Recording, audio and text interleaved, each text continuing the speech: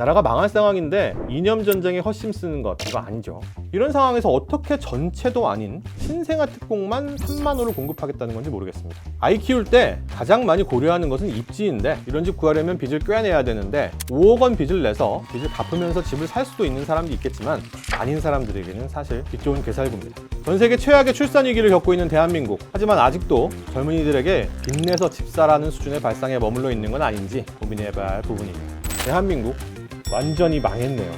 안녕하세요. CBS 노컷뉴스 이준규 기자입니다. 오늘 분석해볼 뉴스는 0.7명대 붕괴, 눈앞으로 다가온 합계 출산율입니다. 캘리포니아 주립대 조앤 윌리엄스 명예교수가 이렇게 말했습니다. Korea is so screwed. Wow.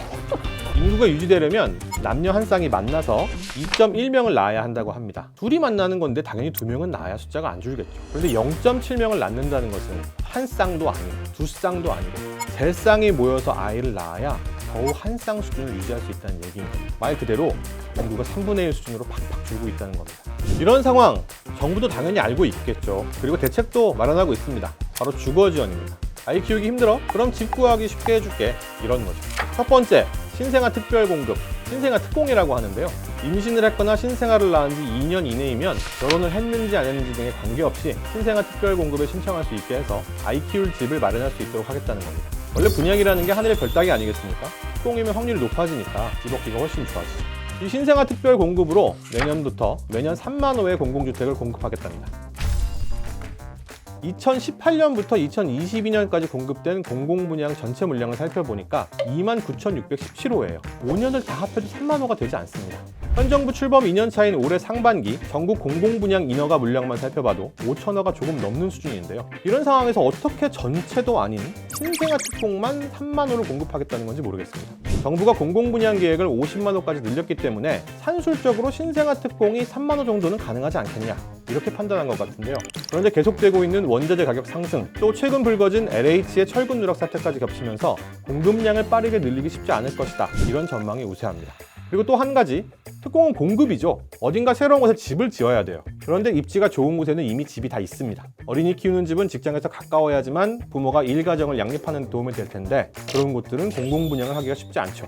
두 번째 제도는 신생아 특례대출입니다. 신생아 특공처럼 아이를 낳은 후 2년 이내이면 주택 구입 자금은 5억 원까지, 전세 자금은 3억 원까지 연 1%에서 3%대 수준으로 대출을 제공하기로 했습니다. 저금리 대출, 집을 구입하거나 전세를 옮기려는 가정에게는 참 매력적인 지원책이겠죠. 또 그동안에는 소득 요건이 연 7천만 원 이하였기 때문에 맞벌이로 연소득이 7천만 원 넘어가는 집은 혜택을 못 받았는데 이걸 부부 합산 1억 3천만 원으로 높인 덕분에 더 많은 분들이 이용할 수 있게 됐습니다.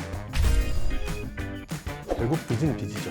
빚을 가지고 있는 20, 30대 청년층의 부채 증가율 지난 1분기 기준으로 20.4%였습니다. 다른 연령층보다 매우 빠른 상황인데 이자 좀 덜 내게 해줄 테니까 빚을 더 내라. 이렇게 해도 괜찮은 건지 모르겠습니다. 아이 키울 때 가장 많이 고려하는 것은 입지인데 입지가 좋으면 가격도 비쌀 수밖에 없죠.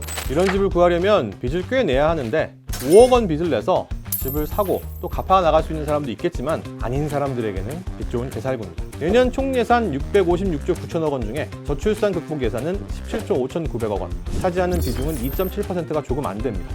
출산율 끌어올리기에 성공한 나라들이 전체 예산의 3% 이상을 투입한 것에 비교하면 아직 부족한 수준입니다. 그리고 이 중에서도 출산 가구 주거 안정 예산만 9조 원에 달합니다. 전 세계 최악의 출산 위기를 겪고 있는 대한민국. 하지만 아직도 젊은이들에게 빚내서 집 사라는 수준의 발상에 머물러 있는 건 아닌지 고민해봐야 할 부분입니다.